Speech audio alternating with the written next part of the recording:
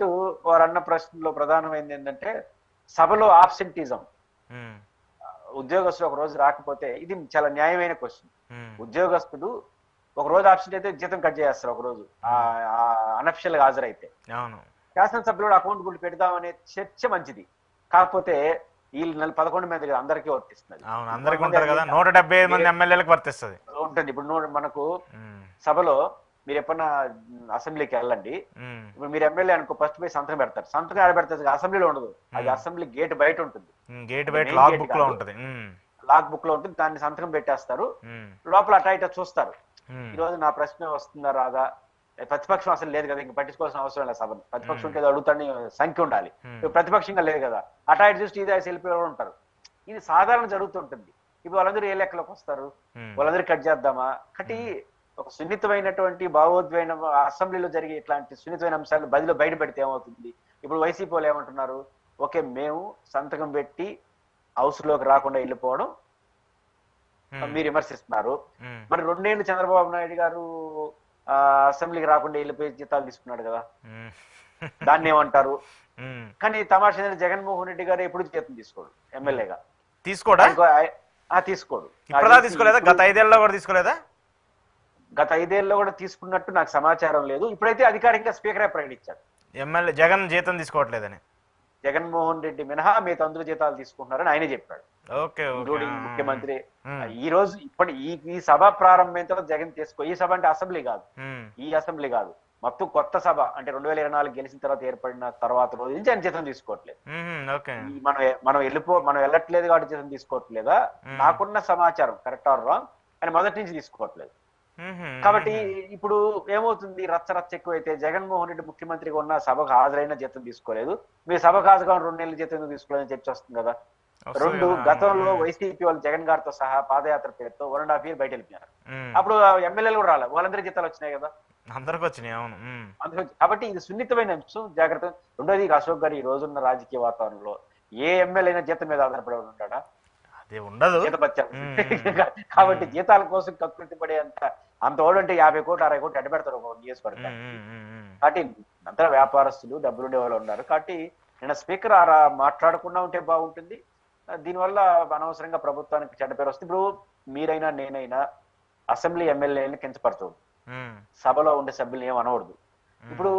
ఇప్పుడు స్పీకర్ గారు వ్యాఖ్య చేసిన తర్వాత మనం కూడా అన్నాం అనుకో, రేపటి నుంచి హౌస్ పిలిపించచ్చు, మనల్ని వచ్చి నిలబెట్టచ్చు, బోన్ లో ప్రశ్నించవచ్చు, క్వశ్చన్స్ వేయచ్చు, శిక్ష కూడా వేయచ్చు స్పీకర్. ఇప్పుడు ఎవరు అన్నారనుకోండి, మీరే అన్నారు కదండి మేము కూడా అన్నాం అన్నారు, ఏం చెప్తారు? ఇప్పుడు అసెంబ్లీకి రాలేదు కాబట్టి దొంగచాటు అన్నారు, మా ఊరికి రాలా, నేను ఓటేసినాను ఎమ్మెల్యే, నేను కూడా అట్లే అంటానన్నా అంటే అట్టుంటుంది. కాబట్టి ఇవన్నీ కాంప్లికేటెడ్, హౌస్ యొక్క గౌరవం దెబ్బతింటుంది. కాబట్టి స్పీకర్ గారు మిగతా అన్ని కరెక్టే, డిమాండ్ చేయొచ్చు, క్వశ్చన్ చేయొచ్చు, మీ సభలో రావాలి, బయట సంతకం పెట్టి పేస్తే కరెక్ట్ కాదని చెప్పొచ్చు, అవసరమైతే రాణులకు జీతా కట్ చేయమని ప్రపోజల్ చేయొచ్చు, ఇవన్నీ రైట్. బట్ దొంగచాటు అనే పదం వాడకుండా ఉండి అట్ ద సేమ్ టైం కేవలం వైసీపీ అని 11 అని అనడం అనేది ఆ స్థానానికి అంత మంచిది కాదు అనిపిస్తుంది. ఓకే ఓకే ఓకే అదే ఓకే లాజికల్ గా సరే, ఆయన ఒక ప్రధాన హోదాలో ఉన్నారు కాబట్టి ఆయన ఆ పొజిషన్ ని అందరినీ కంట్రోల్ చేసే వ్యక్తిగా మాట్లాడడం తప్పలేదు, కానీ కించపరచడం తప్పని అంటారు మీరు. అంటే కించపరచడం అనే దానికన్నా మీరు అవకాశం ఇస్తున్నారు వాళ్ళు. ఇప్పుడు తెలుగుదేశానికి జనసేన రాజకీయ ప్రత్యర్థులు, జగన్ గారిని ఒక మాట అంటే వాళ్ళు సంతోషిస్తారు, వీళ్ళని ఒక మాట అంటే వాళ్ళు సంతోషిస్తారు, వాళ్ళు అనుకోనియండి, వాళ్ళు అనుకోవడం కరెక్టా కాదా వేరే రాజకీయ ప్రత్యర్థులు. స్పీకర్ మాట అనడం ద్వారా ఏమవుతుందంటే స్పీకర్ చైర్ కూడా సహజంగా అధికార పార్టీకి అనుకూలంగానే స్పీకర్లు ఉంటారనేది గత కొంతకాలంగా తేలిపిందిలేండి. ఈ ప్రభుత్వం మారిపోయింది. ఒకప్పుడు స్పీకర్ అంటే ఇండిపెండెంట్, అది లేదు, కానీ ఆ సీట్ అయితే ఇండిపెండెంట్ కదా. అంటే ఆ స్థానం నుంచి వాళ్ళకు ఉపయోగపడే వ్యాఖ్యలు చేయకుండా ఉంటే బాగుంటుంది అంట. ఓకే ఓకే ఓకే ఇంకా ఏడాది దగ్గర 10 నెలలు కంప్లీట్ అయిపోయింది, ఇంక 2 నెలలు అయితే ఏడాది కూడా కంప్లీట్ అయిపోతుంది. ఇంకా జగన్ చేసిన అంశాల గురించి, జగన్ రాష్ట్రాన్ని విధ్వంసం చేశాడు, జగన్ రాష్ట్రాన్ని అలా చేశాడు, లేదంటే జగన్మోహన్ రెడ్డి ఇలా చేశాడు కాబట్టి గత 5 ఏళ్ళు అయిపోయిందని చెప్పేసి ఆరోపణలు కంటిన్యూ అవుతూనే వస్తున్నాయి, ఆరోపణలు చేస్తూనే వస్తున్నారు. ఏడాది అయిపోయినా కూడా తమ ప్రస్తావనని వాళ్ళు చేసినటువంటి ఇంప్లిమెంటేషన్ ని చెప్పుకోకుండా ఇంకా ఎందుకు జగన్మోహన్ రెడ్డి చుట్టూరే ఏపీ రాజకీయం చేస్తుంది, కూటమి రాజకీయం చేస్తుంది?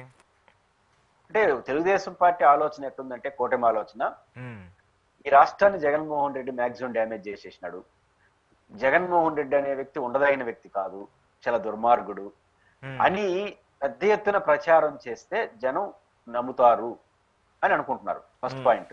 రెండో పాయింట్ ఏంటంటే జగన్ చేయకూడని పనులన్నీ చేసి రాష్ట్రాన్ని విధ్వంసం చేసేసినాడు కాబట్టి మేమేమి చేయలేకపోతున్నాము అనరు. విధ్వంసం అయిపోయిన తర్వాత, కొంప కొల్లేరు అయిపోయిన తర్వాత మీరు వచ్చి ఏం అడగరు కదా అని ఇలా అనుకుంటున్నారు. ప్రజలు అట్లా టోల్ కాదు. ప్రజలు వాళ్ళ సంగతి నీ సంగతి చెప్పు అంటారు.